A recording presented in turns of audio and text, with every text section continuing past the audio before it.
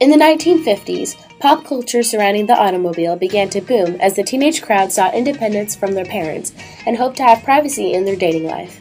The car is a technology that determines control within dating and the American household and was the catalyst for teenage liberation.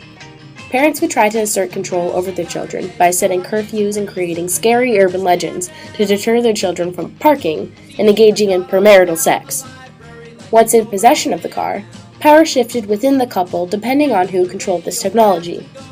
From the 1950s to even now, it has been the norm for a man to drive or own the car on a date, and the car has been seen as a symbol of masculinity in America. With male control over the car, many women felt as if they needed to meet sexual expectations and set sexual limits in this private setting. After World War II came to a close, automobiles slowly became more accessible to American middle-class families, and eventually, teenagers themselves were interested in owning their own cars. By the late 1950s, automobiles were seen as part of the American dream, and were a way for many teens, especially young men, to express individuality and even display sexual desirability. Cars were considered the most private place for teens to explore sexuality. As soon as parking became a popular teenage pastime, there was a tug-of-war between adults and teenagers for control of this technology and the liberation it would create. In reaction to this, many colleges and universities began to create regulations against students owning cars. Some male students had even stated that they wouldn't care if cars had no wheels, just as long as they had doors. In the 1960s, Dewey Slattery's first date at age 14 was a school dance that he describes as incredibly awkward. He had to rely on his mother or stepfather to drive him and his dates, but if they were both busy, as they usually were, they would simply leave him money to go pick up his date in a taxi. When Dewey was finally old enough to get his license, he paid for half of his 1965 Volkswagen Bug under conditions with his parents that he would drive his two little sisters to school every morning. When finally in full possession of his own car, he felt completely free. Yeah, I took a few trips to Tijuana, Mexico, and believe it or not, we actually got turned away from the border one time because the Mexican Border Patrol said our hair was too long. For dates, Dewey would always pick up the girl in his car, mainly because the girl he was seeing did not have a license. After the dates, the couple would occasionally go parking at the beach like a majority of other local teens. Because he was always in control of the car on these dates, he always felt like he was in control of where they could go and what they could do on dates. Owning his own car gave him a sense of freedom, responsibility, and pride.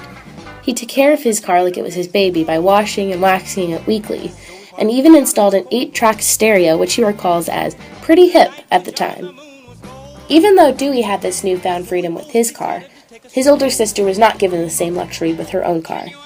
Unlike Dewey, she was given a curfew and was required to be home by 1 or 2 in the morning. If not... Well, one time my mom kind of made a big fuss about my sister being out late, and she had us all up driving all around the town. In 2013, Becky Slattery, Dewey's daughter, was in a relationship with a man who did not own a car.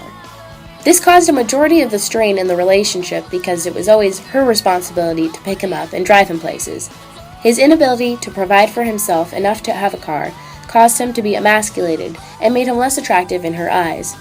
She was in total control of choosing their times to meet, which caused tension when she didn't want to drive out to see him. Although she gained control, she was also stuck with the responsibility of driving around her boyfriend at the time. For Becky and her father, power shifted in their relationships according to who owned the car. Today, this applies to women as well. However, in her father's day, it was uncommon for women of Becky's age to drive the car on the date. Women first began to become involved in the predominantly male hobby of cars in the 1950s when companies such as Dodge, Nash, and later Ford started to create more feminine cars to market towards female drivers. Manufacturers tended to associate the qualities of comfort, convenience, and aesthetic appeal to women. As opposed to power, economy, and strength, they advertised towards men. These new feminine cars were considered safer and were marketed as either family cars or cars to take shopping. Still, female drivers described their experiences while handling the car themselves as much more exhilarating, fascinating, and powerful than sitting calmly while another person was driving. Today, many American young women own their own cars, although the automobile is still marketed primarily towards men and is still portrayed as a masculine hobby in pop culture. Family cars, such as minivans and SUVs, are considered more feminine than their sporty counterparts due to their space and safety.